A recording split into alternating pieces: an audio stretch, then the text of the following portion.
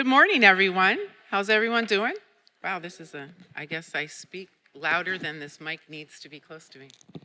Okay. Well, welcome. We are a panel who are going to be talking about whose facts matter. My name is Gina Miranda Samuels. I'm a professor at the University of Chicago Crown School of Social Work, Policy, and Practice. I will be the person presenting framing remarks for you all, and then I'm going to turn it over to my trusty, esteemed colleagues for the rest, though I may not be able to resist staying silent, because this is a topic I care a lot about. So the presentation title that we've chosen is Whose Facts Matter? Epistemic Justice, Professional Values in the Practice of Social Work Science.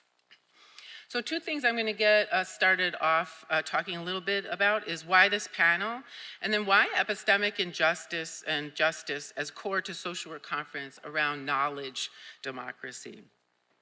Why this panel? Because I, in particular, and all of the panelists, and I imagine many of you, are finding yourselves in conversations where over the course of time, and certainly if you're as old as I am, you've seen these ebb and flow, so you know this is a temporary period of time, where there are these tensions about what kind of science matters, who should be conducting what kind of science, who gets to say that, who are the new voices, and how do the old voices feel about those new voices. And so all of us have had these particular experiences as of late and felt really that it was important to open up a conversation that was not just siloed in our different fields, but were across fields. So many of these folks are in overlapping fields I've worked with or known of, all of these folks that I respect quite a bit. But then there's also some field-specific tensions. So hopefully we'll be able to get into this. But we want you also to participate. So you'll see we have mics on either side. And so there will be periods throughout where we're going to invite you to kind of talk a little bit about how these things are landing. First, I want to just get started by talking a little bit about epistemic injustice. How many of you guys have heard the term, I'm hoping, epistemology? Those of you who are in my class, you better raise your hand. So epistemology being the study of knowing, how we come to know things, how we create knowing, what is considered knowledge, right? So epistemic injustice just means harm to people as knowers or harm to a person as knowers. And I found in my own work increasingly that this has been a really important kind of language to talk about a kind of social justice. So in social work, we talk a lot about social justice, harms that are economic, that are physical, right, that are psychological. We are also beings that are meaning-making beings, and that these are some of the most distinguishing features that make us different than other animals in the world. And that there are oftentimes harms that happen to folks that are about that dimension of ourselves, around our ability to be authorized and credible knowers in our social communities.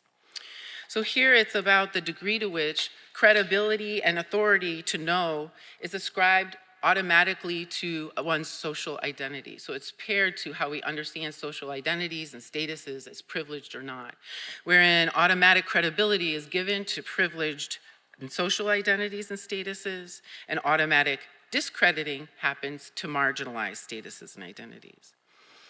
In the field of epistemic injustice, which sort of originates more formally in philosophy, but has existed throughout time as scholars of color, indigenous scholars have talked about knowledges that have been marginalized in our communities. There are two kinds of harm that oftentimes happen to people as knowers, because there's two kinds of ways of knowing. The first is testimonial. So I say something, you don't believe my facts. Right? So my speech, expression, content, etc. The second is the meaning of those facts, so hermeneutical injustice. We might agree to the facts, but we might disagree about their meaning, right? So there's kind of two different dimensions on which we can have these discordances or in which we can treat people unjustly.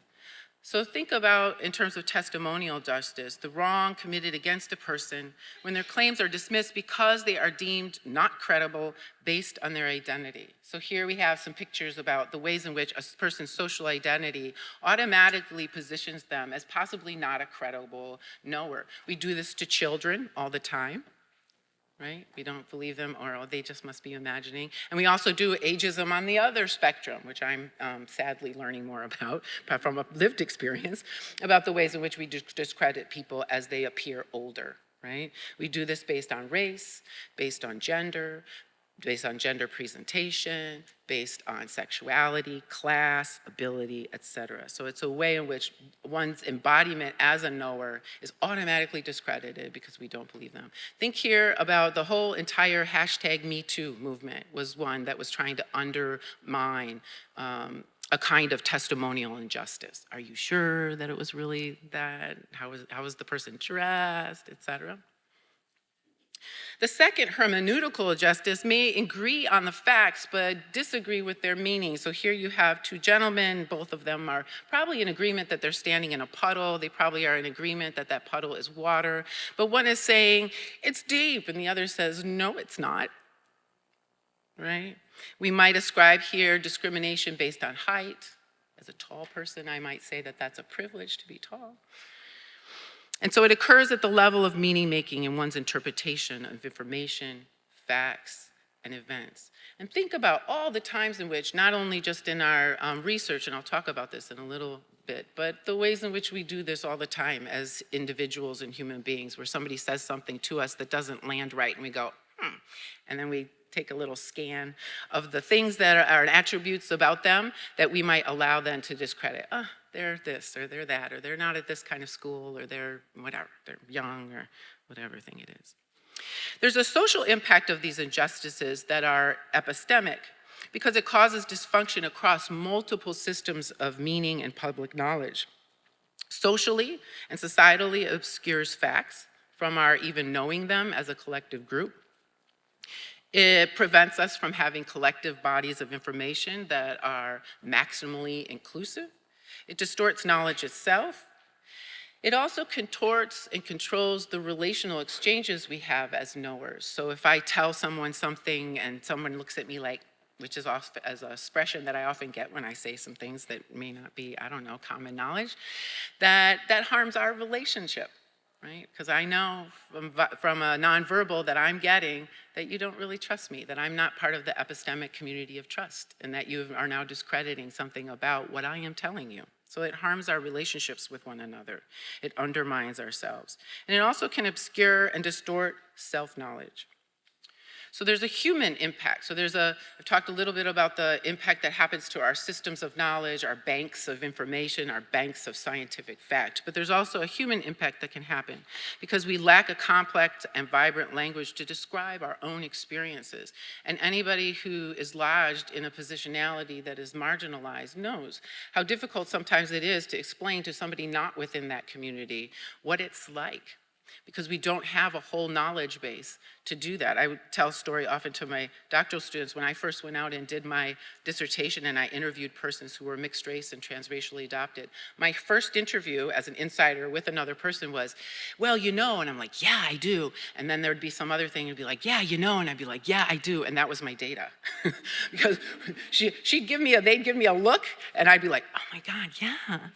I was like, okay, how are we going to find a language to even talk about things that we know so deeply and organically, but there aren't words even to describe what we're trying to talk about, but we know.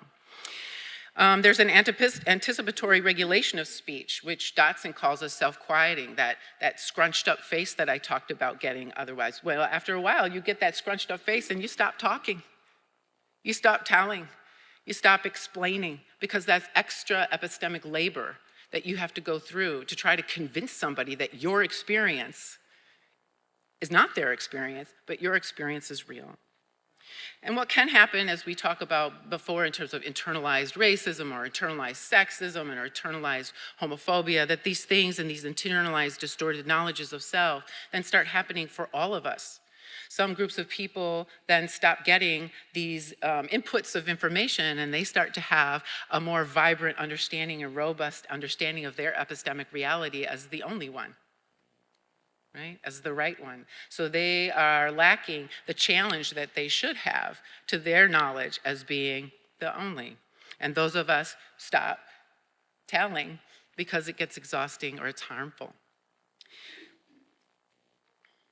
Miranda Fricker, who writes a lot about epistemic justice, talks about human beings as being so fundamentally meaning makers that this kind of injustice actually undermines people and their humanity. She says, to be wronged in one's capacity as a knower is to be wronged in a capacity essential to human value. Being insulted, undermined, or otherwise wronged in one's capacity as a giver of knowledge is something that can cut deep. In contexts of oppression, the powerful will be sure to undermine the powerless in just that capacity, for it provides a direct route to undermining them in their very humanity. So where does this happen in our research? I would argue that this conference is an epistemic hotbed of places. All of our universities are epistemic hotbeds of injustice, journals, et cetera. So think about who determines what is valuable to even research. What counts as data or research? How many times have I had my work referred to as anecdotes? Who makes research possible? Funding streams, the value that we then ascribe to funded research. Who determines entry to and advancement within the status researcher scholar? Who gatekeeps publications and what is even publishable or how it appears? How are we mentored? Much of this conference, I've been in conversations where people will tell me, oh, I was told, do it this way or do it that way. Much of this conference is about telling people how to do it this way or that way. And how is success determined and what is actually rewarded? I'm the chair of the SSWR committee. I later will be giving awards, right? That sends a silent message about what things we value, who we value, the kinds of work that we value.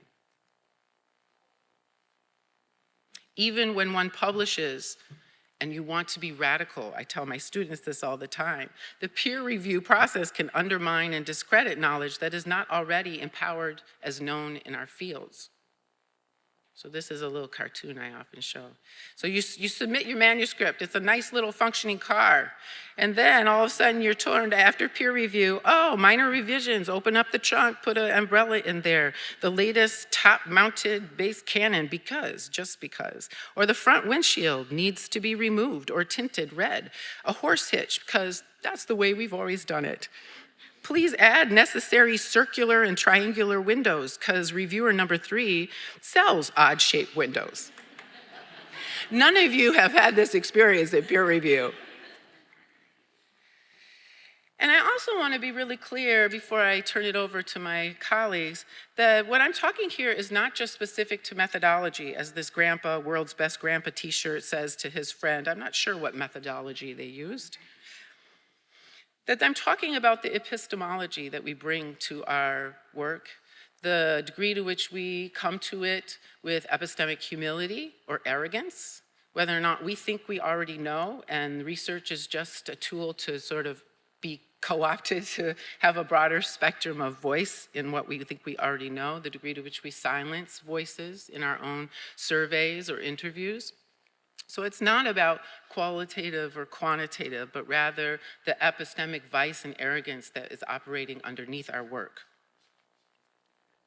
I also want for us to be thinking about the ways in which our social work values and ethics operationalize or are not in our research science. I think a lot of times when we get into research, we put away the practice values and the practice stuff and then we just go do research or something else. So I want us to think about how do social work values operate in the ways in which you design your study, in the ways in which you engage people and human beings as opposed to subjects of extracted knowledge.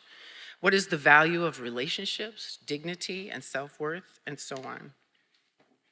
So key takeaways, how can we disrupt epistemic injustice in our scholarship? I want us to think about that. And secondly, that we reject this idea of insider-outsider supremacy, that as an insider to my work, I come with a particular gift, and I think that that's very special, and I think that that's something that I have had to build and work on. I don't think that means that people who are outside my experience have no voice. It just means that they too have a special gift and something they have to work on and a positionality that we have to be clear and have to be okay with being clear about. So with that, I'll end with a quote, Immanuel Kant. It is beyond a doubt that all knowledge begins with experience. So we all come to our work with a lived experience. So I'm going to turn it over to Ramona, my co-panel leader, who's going to take it over from here, but I'm also going to be the slide person. So Thank you so much. thank you. Thank you. I'll just stand. Thank you so much, Gina. Good morning, everyone. It is such a treat to look out and see so many warm faces. Thank you all for joining us and choosing this session. I have the privilege of being with, I call them the A team. When Gina and I were conceptualizing this session and we began to brainstorm names and we came up with names and we're like, oh, wouldn't it be great to have Michele? She's gonna say no. Oh, wouldn't it be great to have Lonnie? Oh, he's gonna say no. And oh, we've gotta get Darcey, but she's probably busy. And then lo and behold, they all said yes. And so we're excited, and we will have them do formal introductions in a second. I also wanted to just introduce myself as the incoming president of SSWR. I'm super excited to begin serving you. But not until February 1. So all tough questions go to Sean Joe until February 1. And I also want to acknowledge another colleague who is really critical to the formation of this session, to our current vice president, Kurt Foster, who is with us today in the front. His patience when Gina and I started brainstorming this session, we came to him and we said, we're really concerned about our profession and we're really concerned about how we're using our science. And at times it feels like we're weaponizing our science. And at times it feels like we're not on the same page. We don't have to agree with each other around everything. And we know there's multiple ways of knowing, but we really get concerned about how we're advancing the field with our science. And we approached Kirk and he said, let's have a conversation. That should be a symposium. And so we hope this to be a conversation. We have a set of about 5 or 6 questions that we will pose to our panelists.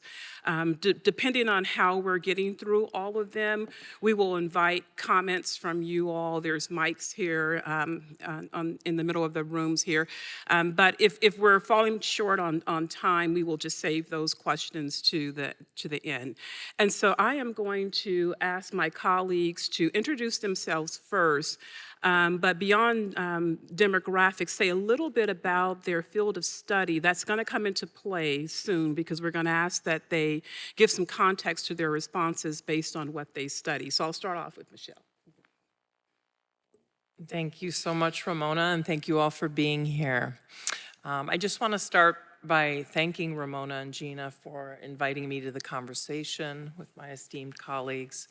I'm a professor at NYU, and I think my work really sort of resides in multiple spaces, but today I'm mostly going to be talking about and answering these questions in the context of mental health services and interventions research.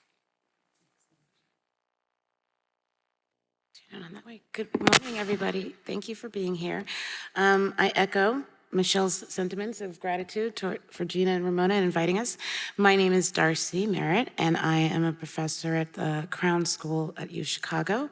I study things that are pertinent to the child welfare system, particularly how parents are impacted by the system's oversight. So that's the crux of what I study, and that's going to be what I talk about today. And I just want to preface and say that we're friends. I just want to say that the 3 of us are friends. So hi, I also am really glad to be here and want to thank you for the invitation. I think these are hard conversations to have, but I think they're really important conversations to have that we need to be having. So I am thrilled that we're doing this, and hopefully we'll all make it through okay. So I'm a professor at the University of Wisconsin-Madison. I largely study a wide range of child and family social policies and look at how they affect family resources, family functioning, and children's development and well-being, including in the child welfare system. And I should say that 95% of my work is quantitative, so that's sort of the perspective I'm mostly representing. Thank you all so much. Okay, so we are going to jump into the conversation, starting with the first question, which we will pose to Michele and then ask our other colleagues to reflect on it as well. So what are the power dynamics that control research and scholarship in your field or in the context of mental health, as you've shared? And how does knowledge, democracy, and epistemic injustice show up? Small question, right, based on Gina's framing. So I just also wanted to start by also sharing that I come to this work as a woman, as a queer woman, as the daughter of an immigrant to this country, and importantly, I think today, as a person with lived experience similar to Gina's sharing, so lived experience in a multiplicity of ways. So I think that's important in thinking about these kinds of questions and who's a knower and who gets to be a knower. So as far as dominant frameworks in mental health, right, we've been engulfed in the medical model, and in order to, I think, not only be respected in this work, but to be pursuing federal funding, to be competitive in those realms, right? We have to be thinking about how are we going to situate our work in these kinds of dominant frameworks, thinking about the DSM, RDoC now as we move forward, but there's definitely power structures that guard funding. And funding isn't just about, getting grants and having status, but being able to get funding so that you can do the work and make change and make impact on the problems that you care about. And so we have to think about, with nuance, those power structures and how are we going to, bring our work to the field in a way where we can compete for that funding. So we have to recognize those power structures.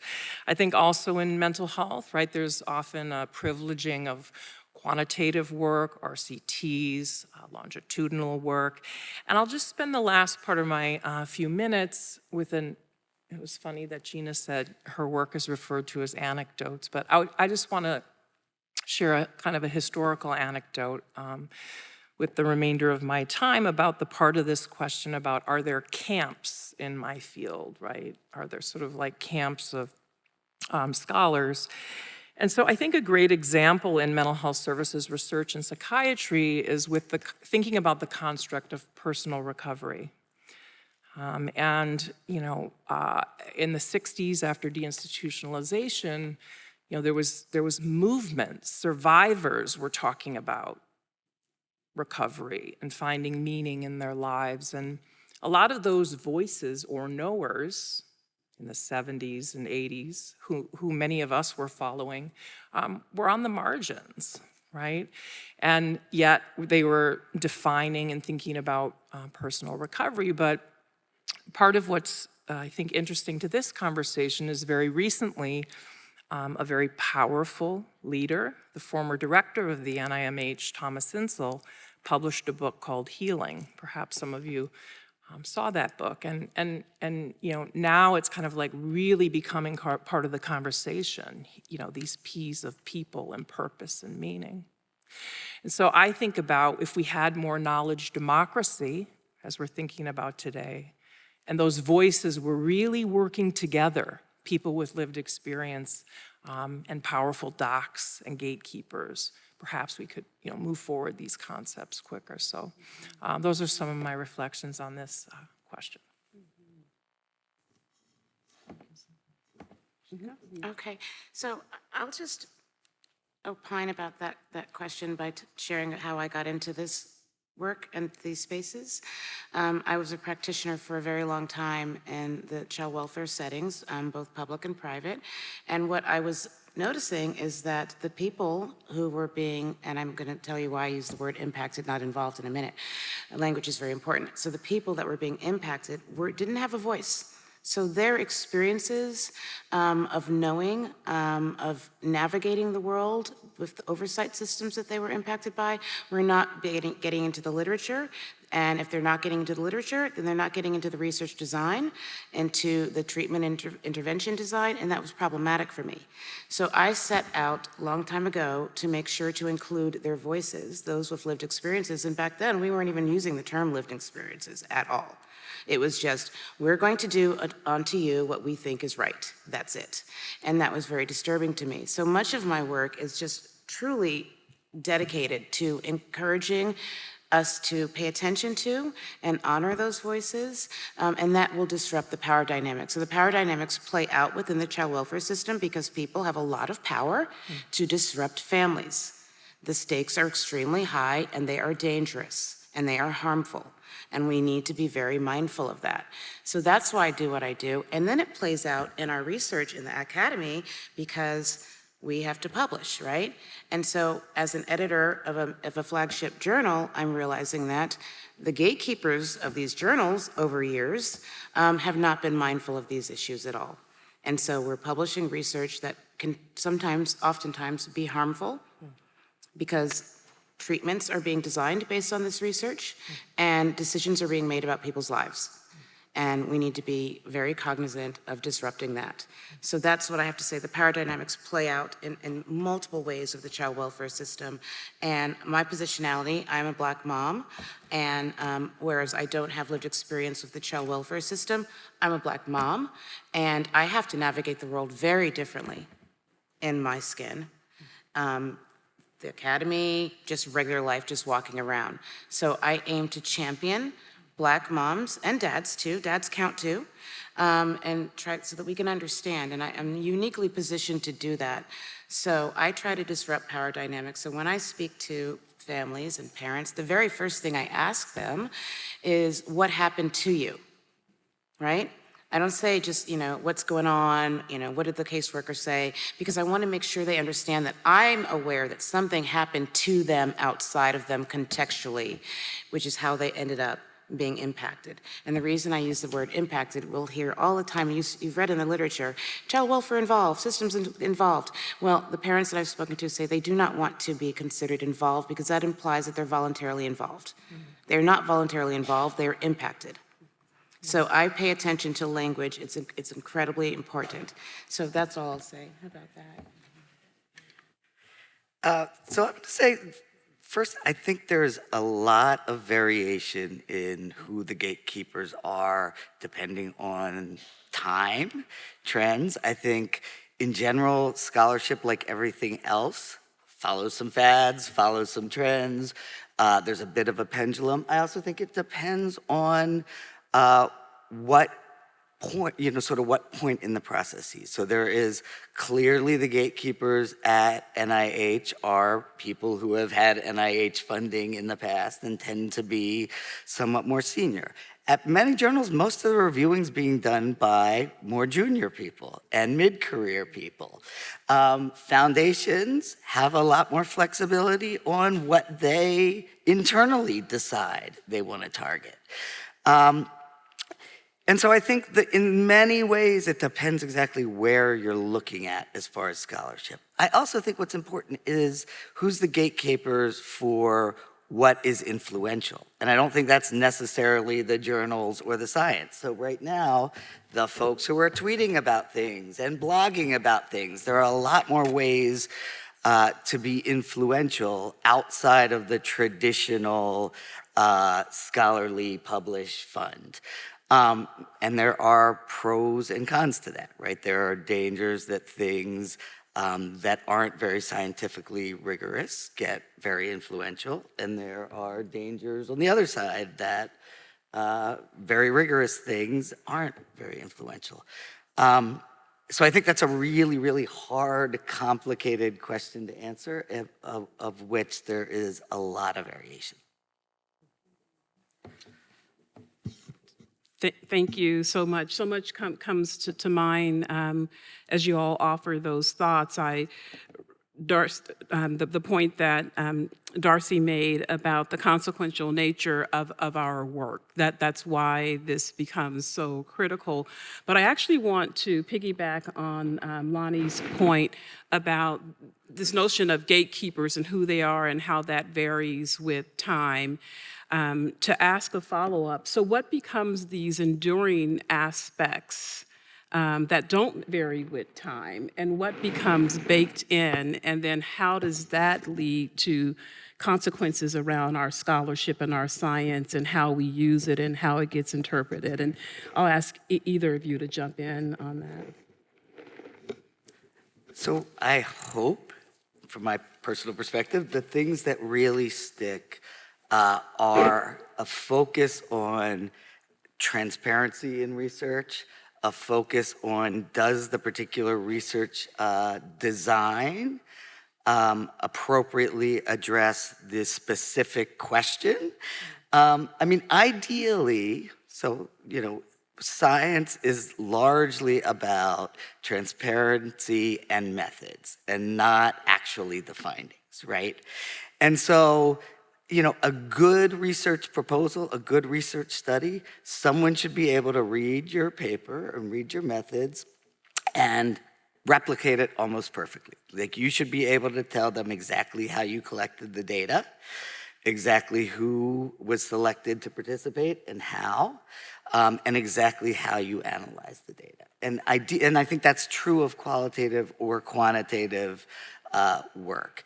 And I think that's something that I think, again, there's a pendulum on how much, but ideally, if those are the things that should underlie, in my opinion, good science. And it was interesting, so I was having a discussion with a journal editor last night, and I said, I think our field would look really different if we did peer reviews in a two-step process, where you get a paper and you read the introduction through data and methods and you write your review.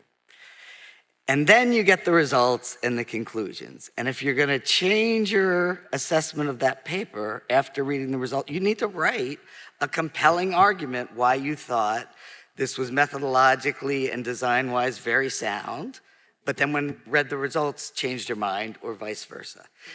And I do worry a lot that some of these arguments that we're having about whose voice matters or lived experience versus, quantitative data or administrative data are really about, does the findings of this work fit with my ideology or not? And that they're not necessarily about the science itself. And I'll stop there. I'll be sure to send you some more manuscripts.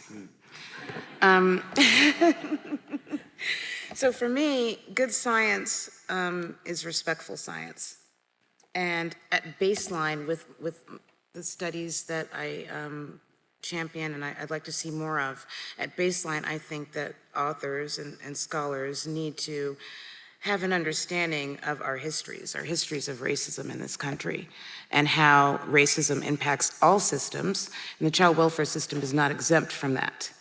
And so if we can start with that foundation, then our approach to even questions that we're going to ask and methods and ways in which we approach answering those questions are more mindful of contextual things that are outside of the control of the people that we're trying to supposedly help.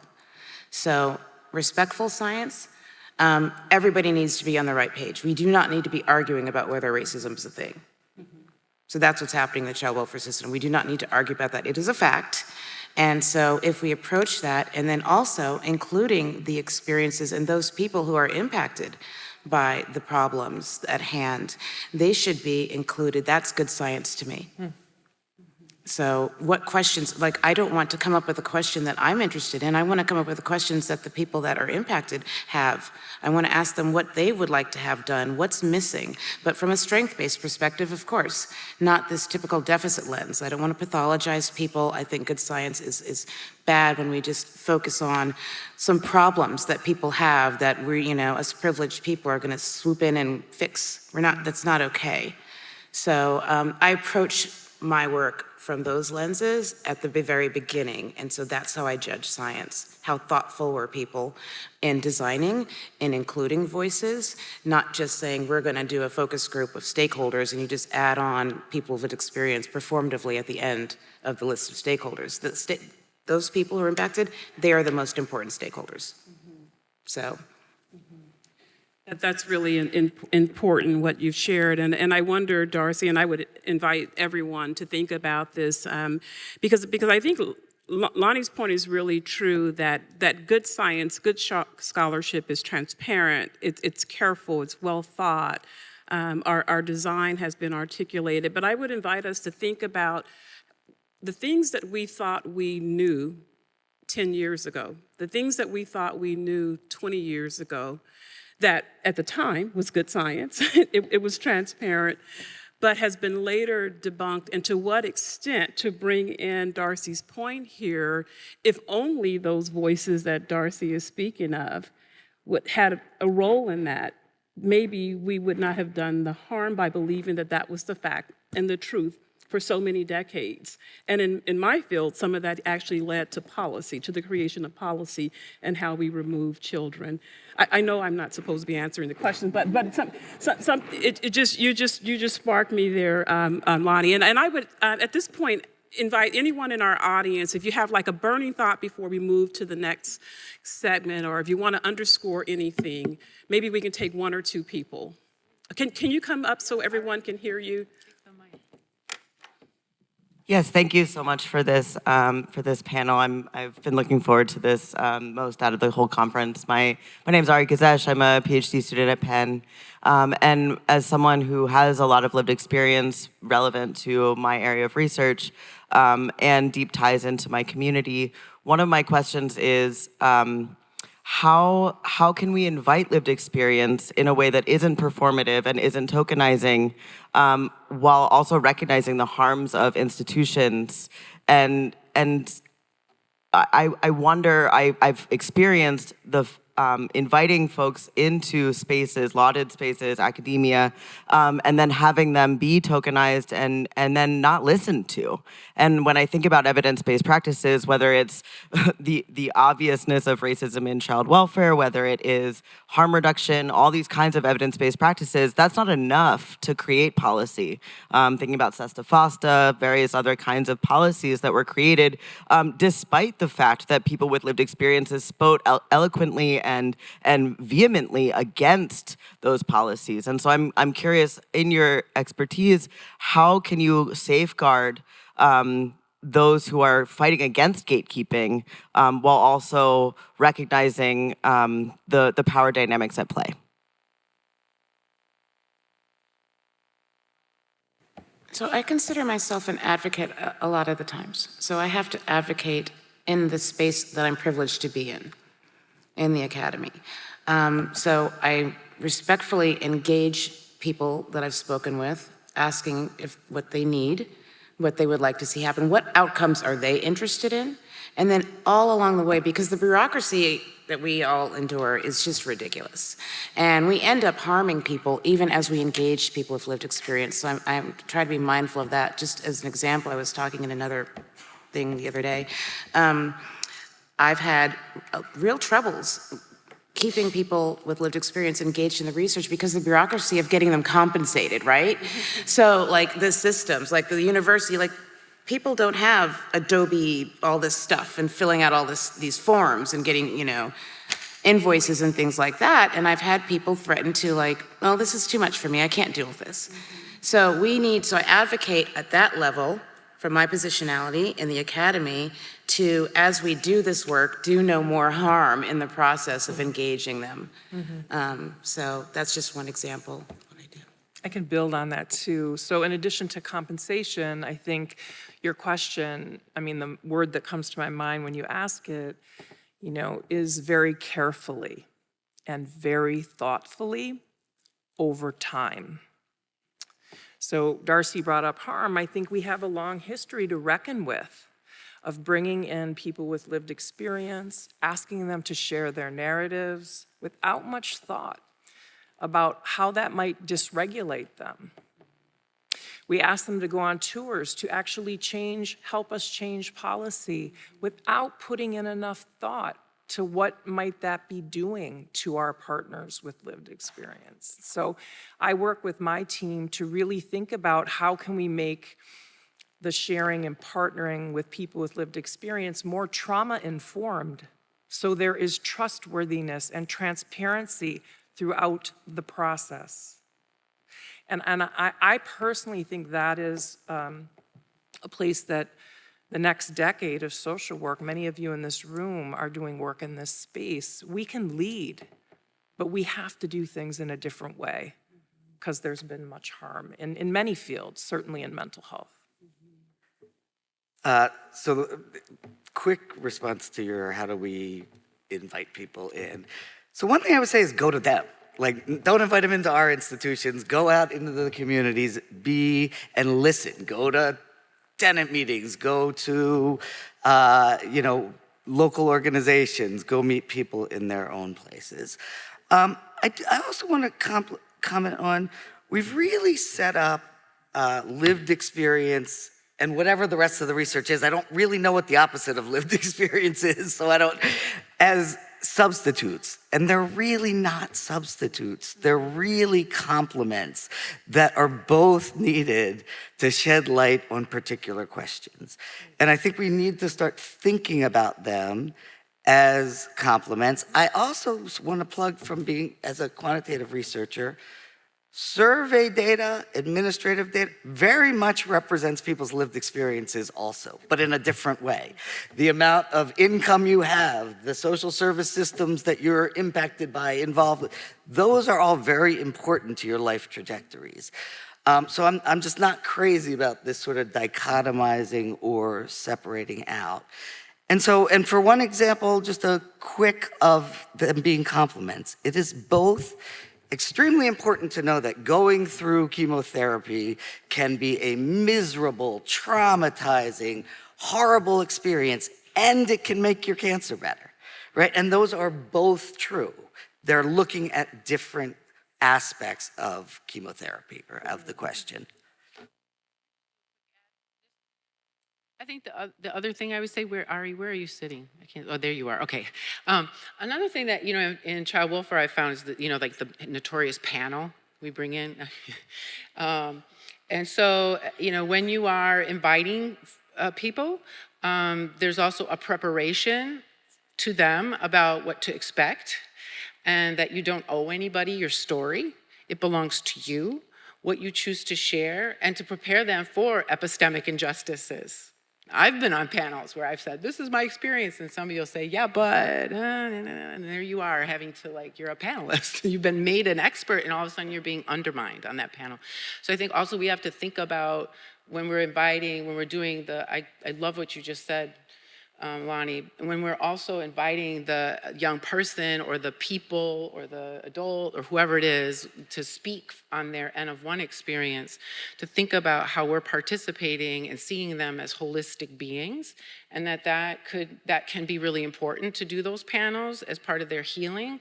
But it also, we have the folks who are the frequent flyers on the panels, and that can also stunt growth for people in their own healing and processes. And so I think we're responsible for thinking that through about when I'm involving folks, where is this coming in their own trajectory, that they are more than that lived experience, whatever that is. We are all more than our one lived experience around one event that happened or one thing one identity. And so how are we thinking holistically about beings, even if our interest in their story is a slice of the pie? And I think we oftentimes don't think about, we invite them in and then send them off and say thank you and give them a check, and we think we've been ethical, and they go somewhere and might crash and burn because they've told their story in a way that's been harmful. So That's so important. Thank you for raising that. We have another colleague with a thought. Harold Pollack at the University of Chicago. One thing that I was struck listening to this conversation is how often our differences in positionality and identities and our modes of scholarly discourse lead us to overlook that we're actually using some of the same epistemic structures, but in a different way. When I talk to young men in Chicago, it's so hard to be a 17-year-old boy 4 blocks south of the University of Chicago, and they're sort of fascinated by the fact I can be this dweeby miniature person walking around in a way that they can't. In their life. And what strikes me, a lot of the behaviors that these kids engage in, that the 60-year-old professor dude says, why did you do that, are actually very logical. And they're game theorists. They're like, if a guy steps on my shoe walking down this hallway in Fenger High School, I can't let him punk me because I can't let people see that I gotta walk home. And if you say, who are the greatest game theorists? It's people like Erving Goffman and people with lived experience in community who understand the impact of how other people perceive them and the strategic interactions that they have. And so it's sort of interesting that we sometimes overlook the ways that we actually have more in common epistemically than we realize because we're coming at things in such a different way. That sounded way more profound before I said it than after I said it, but I hope there's something there that's generative.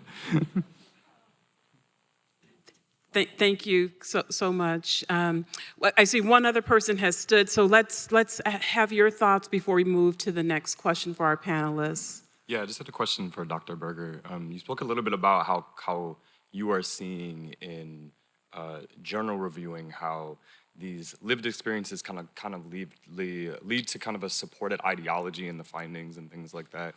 And I was wondering if you could speak to the ways that quant work might do the same thing, but not just in findings, but also throughout the entire process.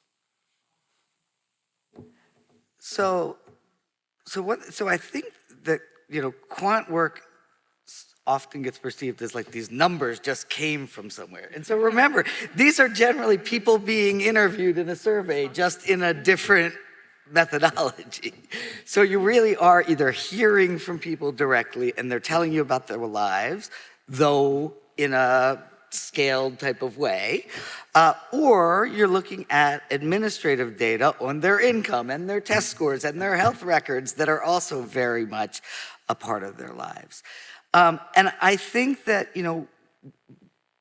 telling us what might determine people's well-being over time, we need to hear both about their experiences, but we also, quant work can really tell us on average across the population and across different population groups what kinds of policy things might really affect well-being. And I'll give a quick example. Ban the box policies, right? So policies that employers often had a checkbox on job applications, have you been convicted of a crime, right? And people very much felt like, I don't get jobs because I've been convicted of a crime. That seems like a very, very sensible approach. So there were ban the box policies passed. And what ended up happening was it really hurt Black employment for both people with and without a criminal record. And so this is a very sensible policy. The lived experiences as told through narratives from employers, employees, policymakers all make sense. But if we actually want to decrease discrimination and improve the chances of Blacks getting jobs, it's not the right policy. And I think that has a huge impact on what ends up being people's experiences in the real world. Thank you so much.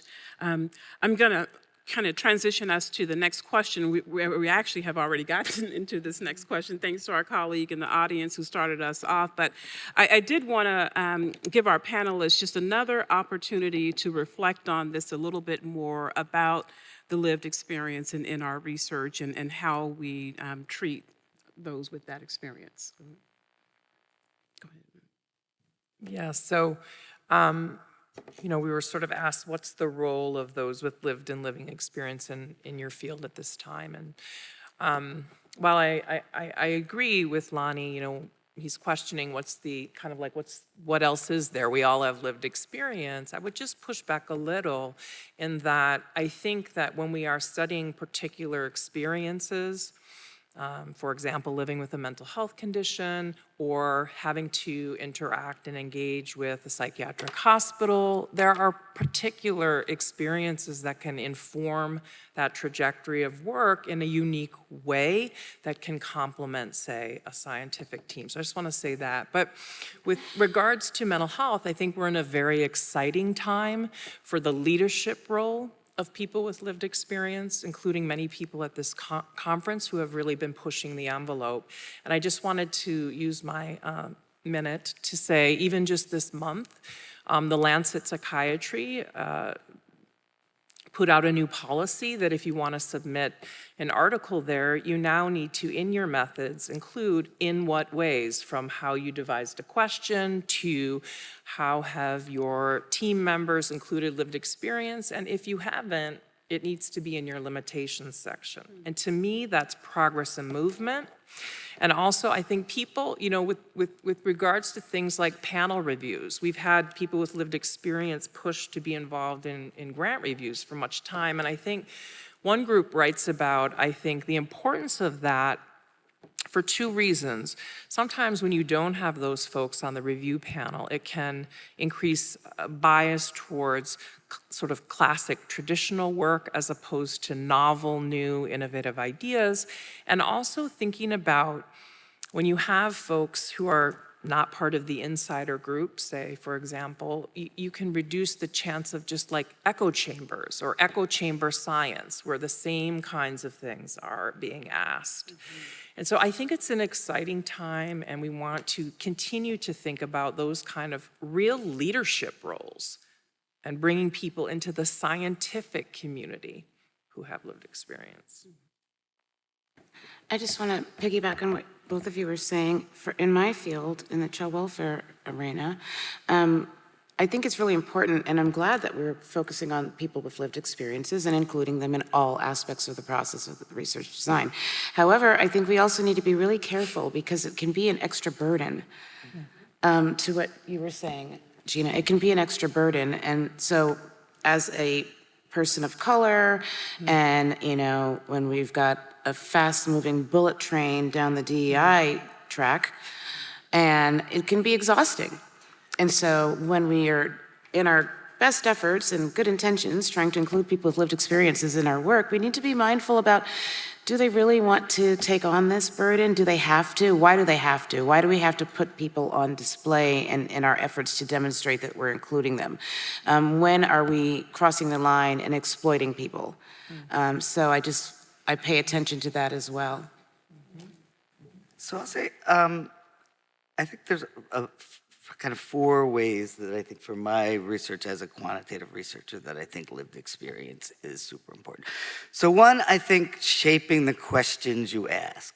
And if I, could go back in time in my career, I think I would have spent a lot more time talking to people who are impacted by programs and policies and thinking about what kinds of research questions I wanted to ask based on those experiences. Probably, I still would have been a quantitative researcher, but I think informing what questions you want to test quantitatively.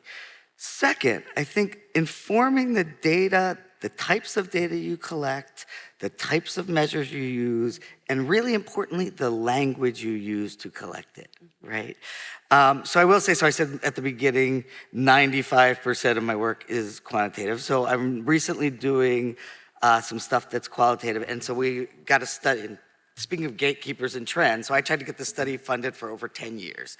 And that was just not of interest. And then, so it's on household debt accumulation and its effects on health and so one of the things we realized was in all the surveys out there that are quantitative and collect debt information, they're very much focused on middle class debts, on higher income people debts. The way they talk about interest rates and debt, is not necessarily how real people, or particularly minoritized and racialized and disadvantaged people talk about that. And so what we did was this long set of qualitative interviews to go out and talk, like, how do you think about money? What counts as debt?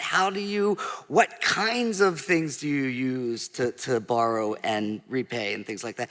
And so we've then now designed a module to collect debt that's based on the language people use, and then we've done 2 rounds of interviews to have them take it, go through it, link it to their credit records, and try to compare how accurate it is, and then keep reforming the language. So that's the second thing.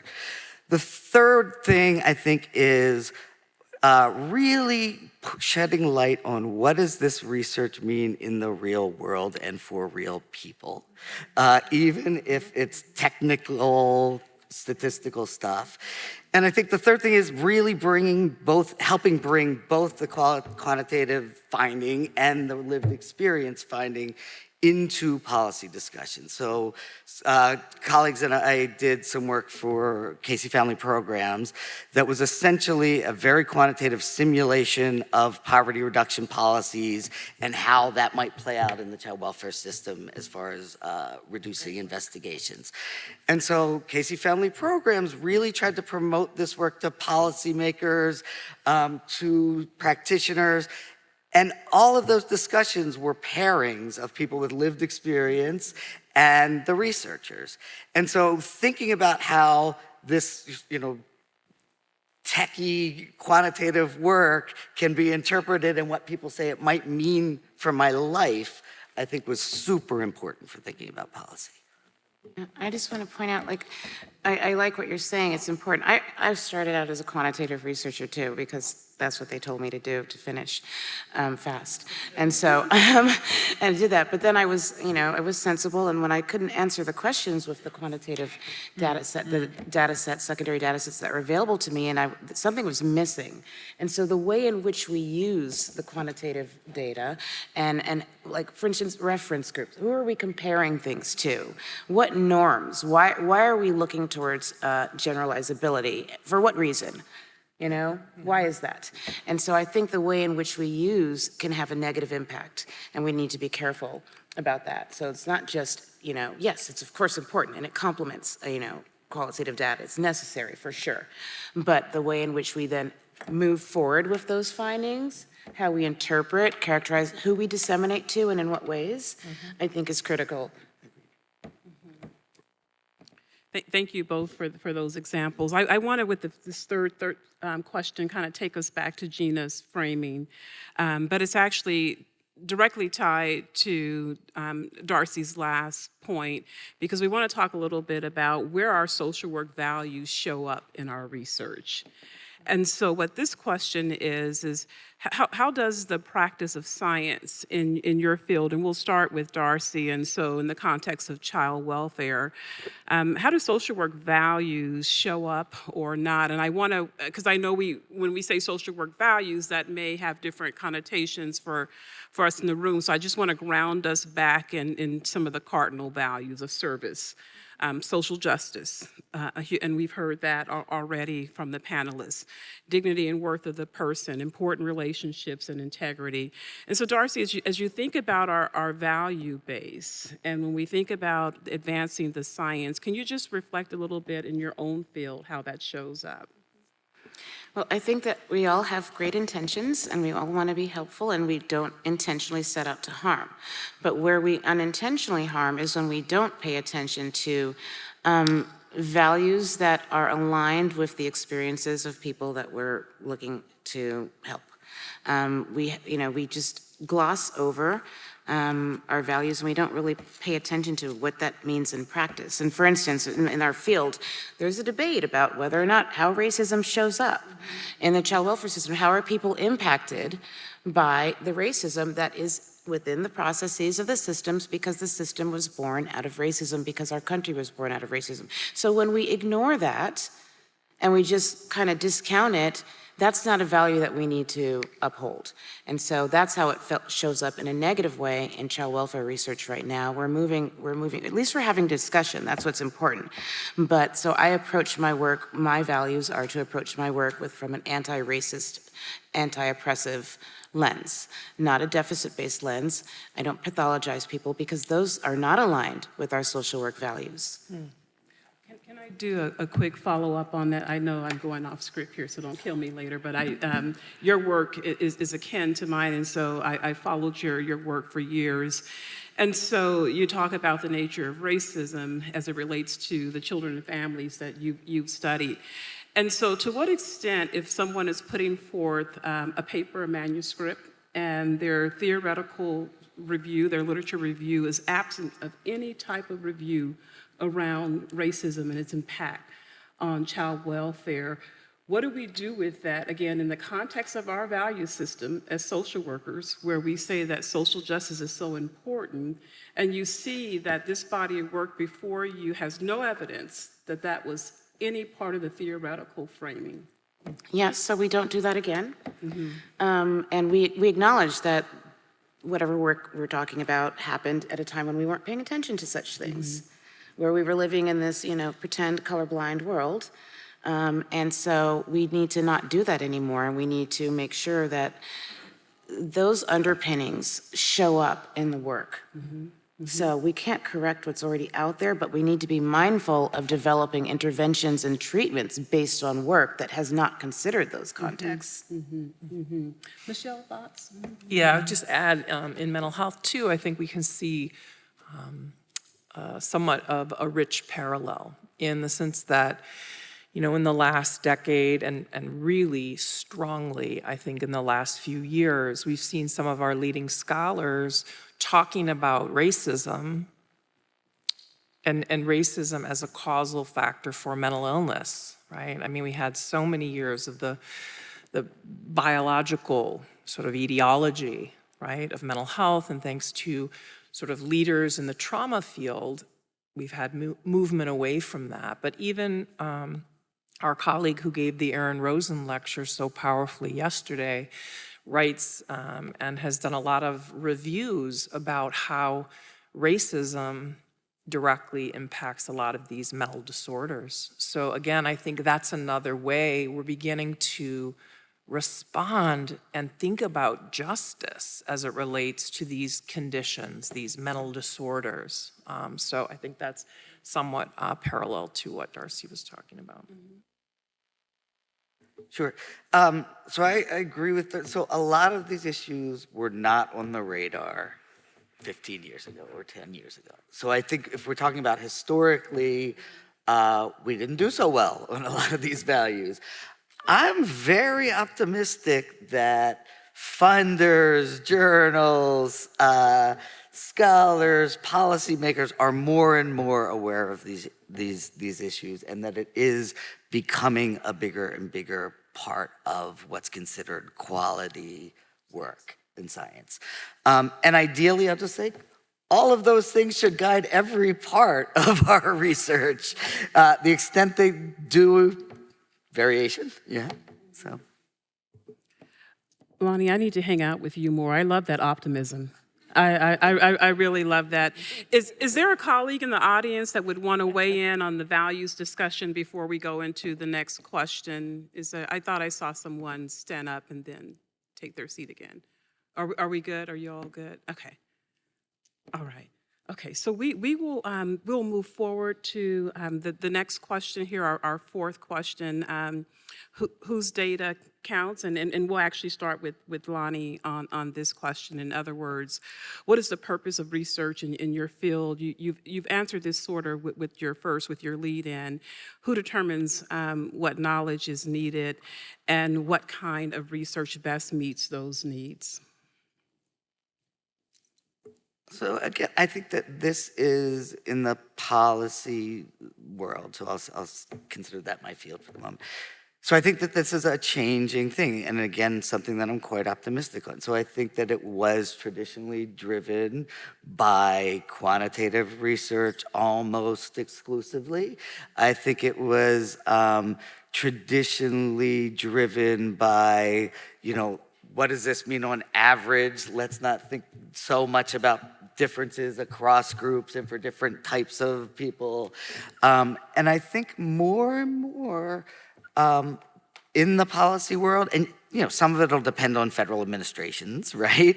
But the Biden administration, in all of their agencies, is very focused on lived experience in the policy world. And so I think more and more the combination is starting to count.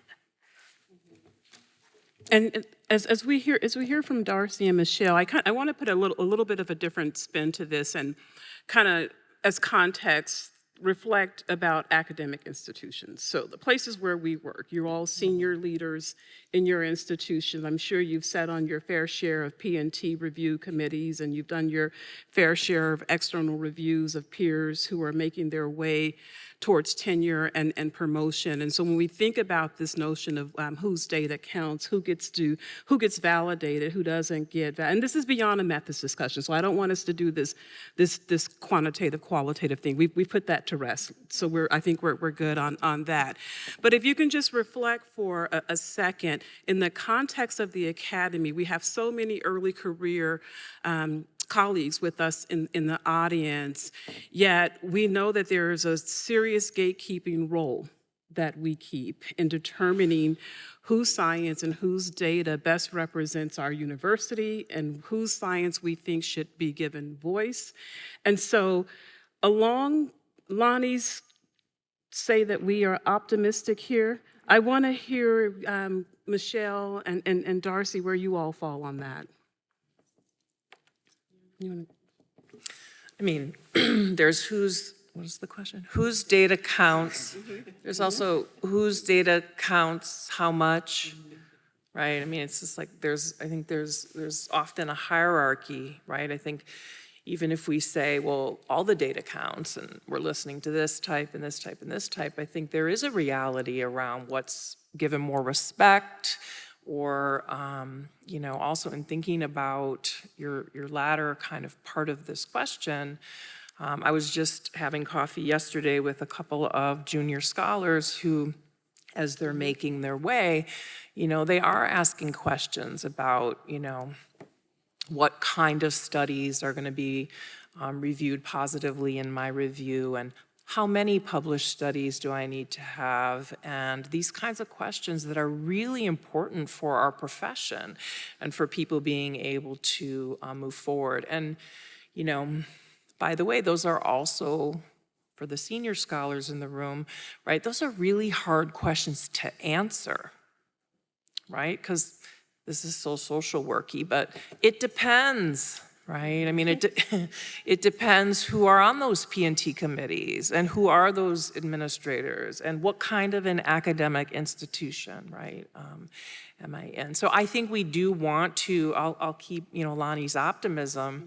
We want to keep supporting and pushing forward all different types of knowledge, right? I mean, I love this term, knowledge democracy, but I think, it's really, really challenging, and I think, full transparency, there is still somewhat of a bias towards, as I was saying, intervention science and quant and longitudinal kinds of work. But as I was trying to share with my colleagues, think about quality, think about balance, and what kind of a question are you trying to answer? And where in society are you trying to shift and move and change things? So those are some of my thoughts. I would add to that, Michele, the fact that we have to figure out what we mean when we say impact. Because impact means different things to different people. So it's very frustrating that all of us, including most importantly our early scholars, have to deal with being concerned about impact factors and H indexes, but what do those numbers mean? Who decided what is an appropriate number for one to be acknowledged, for their data to be counting? That's very problematic. That perpetuates injustice in the academy when we just focus on that. For me, impact is not number of grants, number of grant dollars, number of publications. Impact is, what are you actually contributing to correct, mitigate a problem that's harming a population of people? That's what I consider to be impact. So I get very frustrated, and I feel like as a senior scholar, I quite frankly fought my way through because of this, everything we're talking about, but I feel a deep responsibility to push back amongst these things that we do in the spaces of power and privilege that I get to participate in now, so especially for people of color and people of marginalized identities. So I take on that responsibility, because for me, I'm not going to judge an early scholar on a metric that was biased in the first place. Yes, please. Also, I just, Darcey got me all excited. So, and also think about just how much we value the written word as impact, and how our whole sort of tenure process, there are these people out in the field somewhere who may or may not know you at all, who get to decide whether or not you keep your job. and get to decide what you've done. What if we actually had some of our participants in our research write for our 10-year proposal? What if we had people in the community read our stuff and we have to write in a way that they could understand it, right?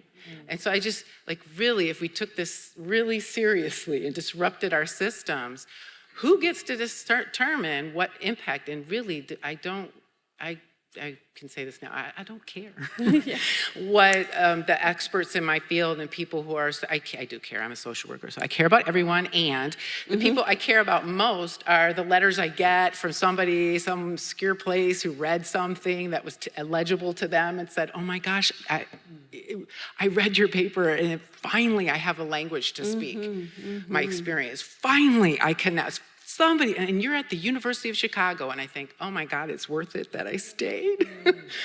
And so I just am imploring us to really think as social workers, like who matters here in the work that we've done? And do we really matter that I like your paper? I mean, no. It should matter the people who were in your studies, how they felt after they got done taking your survey or interviewing with you. That's who really counts. And the people who they represent and in their networks and families, and whether or not you moved the dial on a policy, not your age impact factor went up, or somebody in some practice field is using a model that you created or a term that you've come up with, right?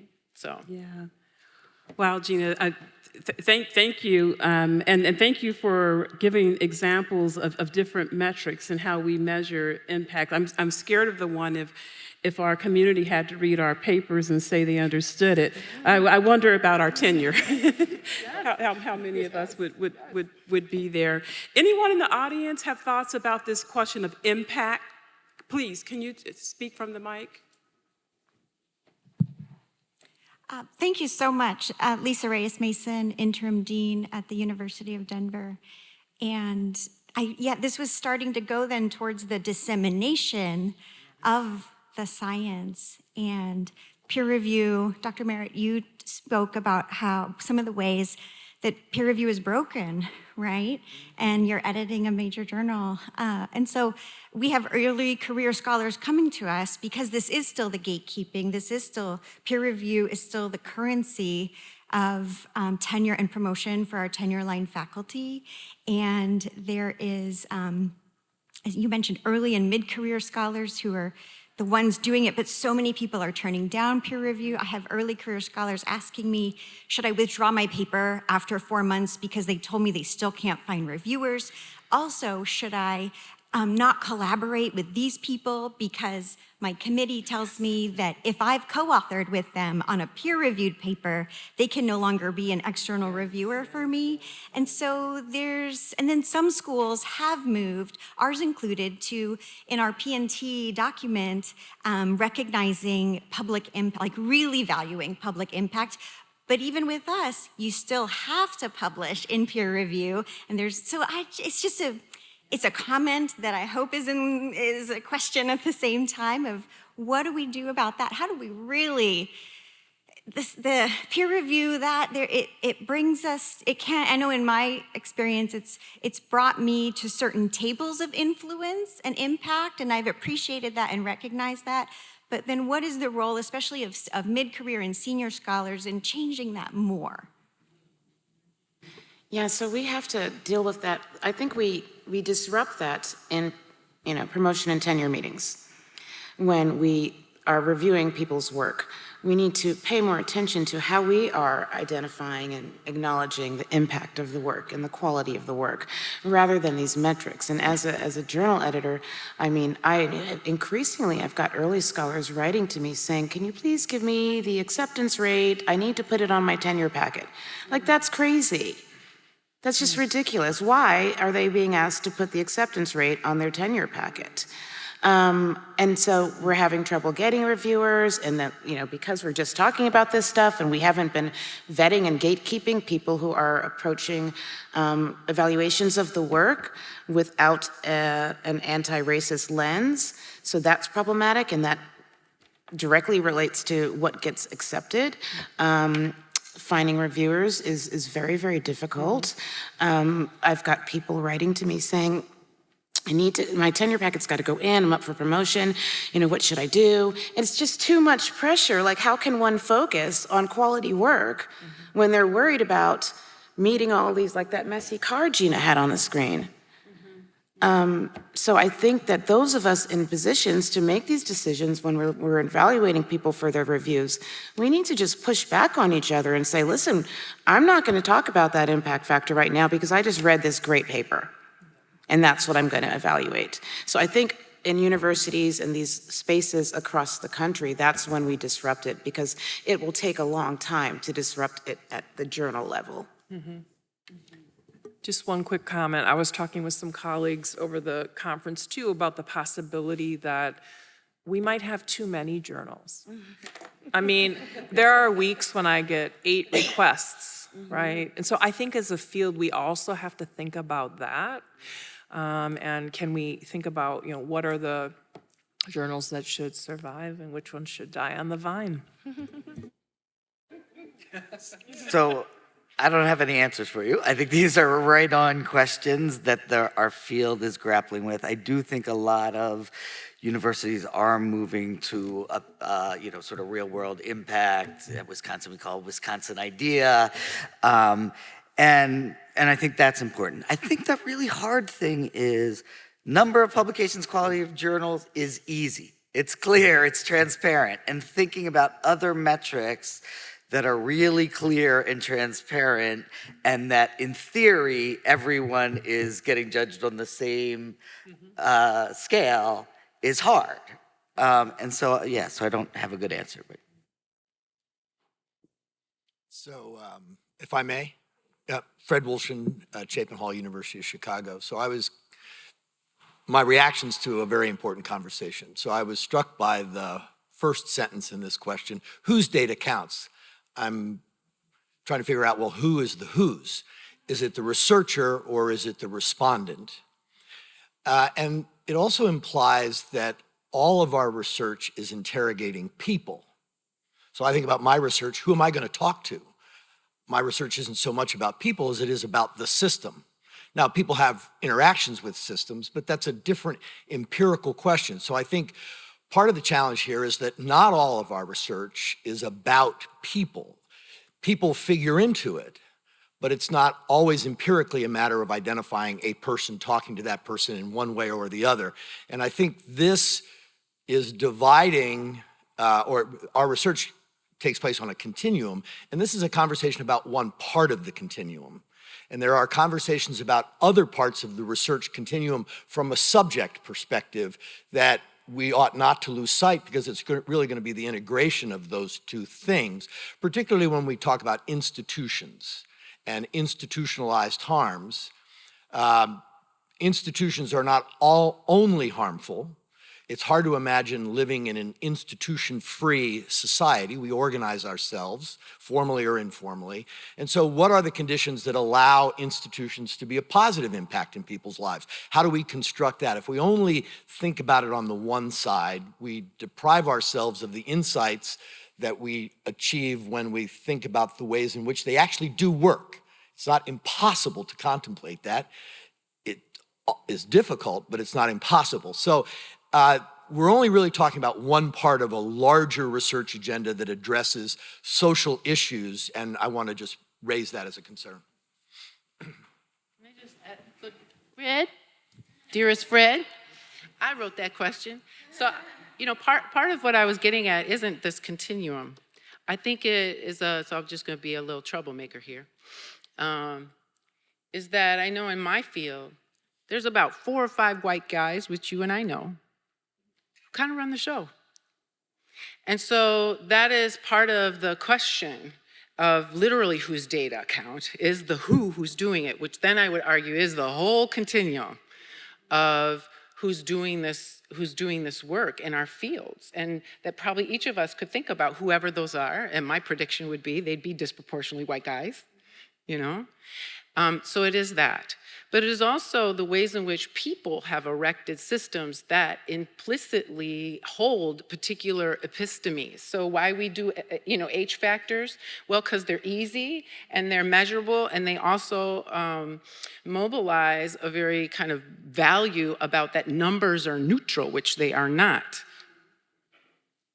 And so that then we can become objective, somehow that we can pretend that these tenure processes and these PRT processes and hiring processes are neutral. We just count up a bunch of stuff and do the math of it and say, oh, you're number 1, 2, 3, 4. Pretending that they don't also, right? And so I think the real question to me, how we do these things I preached this question from Denver, yay that you're doing that. Is that the world has always been messy. Social work practice has always been messy.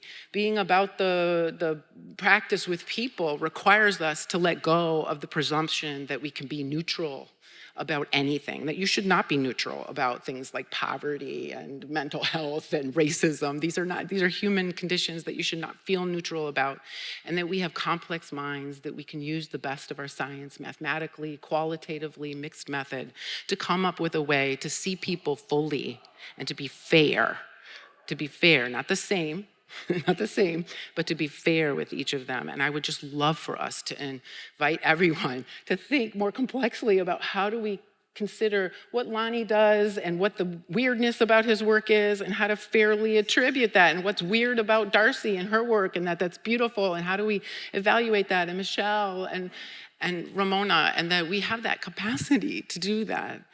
But we retreat back into this kind of, let's just be fair and the same, or that we're different, that somehow the work you do is different from mine, and that I'm talking about things that aren't related to a continuum of that. What I'm saying is related, I would argue, to all of the work we do. Okay, we stood up first, so can one of you just go start? Sure, that's okay. Hi, I'm Bridget Colaccio at Loyola University Chicago, and hi, Gina. This is so validating, and Gina, you were just speaking kind of out of where my question was coming from about how we might reimagine what social work research is, that the legacy of trying to sort of prove ourselves maybe in comparison to other fields has maybe led us down this path of a science that is not really grounded in who we are. And my work is in social area in child welfare and doing participatory action and arts-based research and finding ways to invite young people in particular into the process, and thinking about research as intervention, that doing no harm isn't good enough, that can we actually, you started to point in this direction, that by participating in this, that this is empowering, that this is healing, to have their voices heard and to have their stories told. And that's different than other fields. And we have this opportunity to be different on purpose, as it is connected to sort of the roots of where we come from. And so I'm just curious about how you might envision that as a possibility of owning that we do things differently and that we are affected as researchers, and that that's a good thing because it's in service of the messiness of humanity and representing it, but then also finding pathways for healing.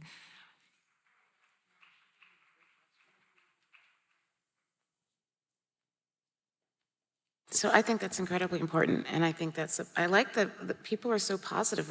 We've got a collective strength-based lens happening here in the room a little bit, so let's just move forward with that. So yeah, it can be empowering. It's very important. It's the way in which we do it. How do we engage with people? So we need to approach it thinking about our collective humanity at all times, and finding the good in what we ask, how we get to those answers, what we do with those answers, or not do, right? And I would just add, I do a lot of youth participatory work too, and particularly with the expressive arts, and definitely am hearing you and how even that research can be empowering. But I'll be the glass half empty or cynical one for a moment and just say, I do think your point is really profound about, can we be who we are as social workers. And maybe along the way, we've lost some things, which is, resonates with me. But, I think we have to also be strategic, right? And a lot of the kinds of things, photo voice I'm doing right now, or expressive arts projects, I think we have to be strategic if we're going to be, pursuing ways to fund that work too. So it's a tension of knowing who we are and the messiness and the important value of what we bring, and then knowing these gatekeepers, because they're real, right? And so when we want to be submitting to a certain foundation, or, we have to be sort of thinking about both sides. Okay, we're approaching our final minutes, and so we'll take one more question from a colleague. Yes, Lynn Bedecker from the University of Michigan. I really, in this conversation today, if we think about, I want to highlight something maybe we haven't talked about enough. If we think about racism and ableism as structurally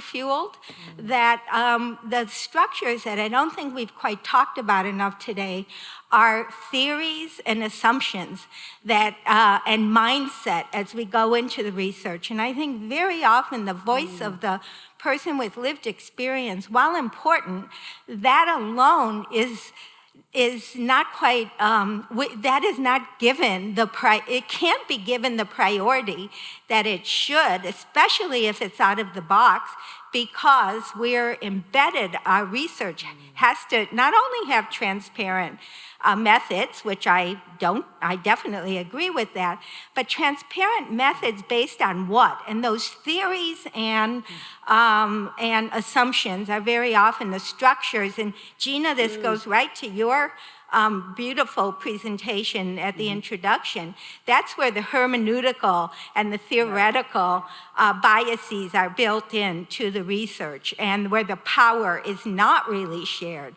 And so I'm going to give two examples. One where I saw colleagues' research get smashed, and one where I saw a critical analysis make a real difference. So there are researchers who want to study non-medication interventions for serious mental disorders. And those researchers, and maybe it's changed, this was a number of years ago, those researchers can't get their work published.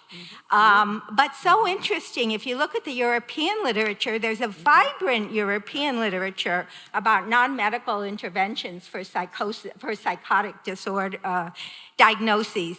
And I'm not saying I take one position or another, but I'm saying the inquiry should proceed in that level. And now it's success case.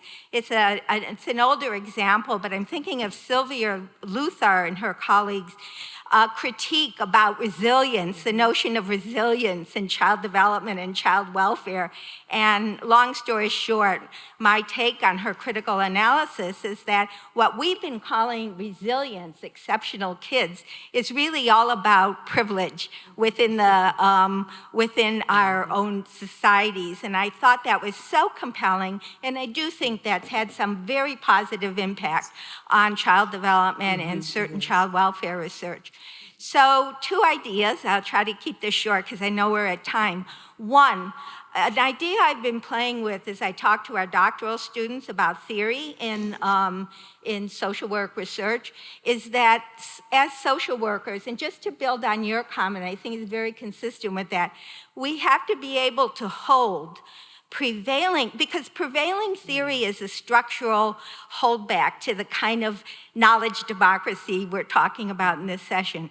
So as social work researchers, we should be distinctive by being able to hold at the same time the prevailing looking best theories about the phenomenon we're studying with a deeply critical lens, and I think that's what's missing from a lot of our research, is critical lens. Yes, we talk about limitations, but you rarely see a critical lens on the assumptions and the theory there. So I think we could go a long way, and I think we can be very distinctive if we are the profession or the area of inquiry that holds a critical perspective with the dominant theory perspective. So, so I just sort of throw that out there, and I think not whose data count, but the purpose of research in your field, who determines what knowledge is needed, what kinds of research best meets those needs. Those are really the critical things that are fueled by these structures that are so often under the radar screen of what we're even aware of. And that's what I think we need to work more toward in our research. That's it. Thank you. Lynn, that was so well stated. Thank you for those examples. And that was actually better than the planned closing. And we didn't even anticipate that. So thank you, because you really summed it up nicely. We are over time. We appreciate you all for your thoughtful questions, everything that you raised. We hope that this is a conversation that we will continue in the hallways, other sessions, future conferences. So thank you all so much.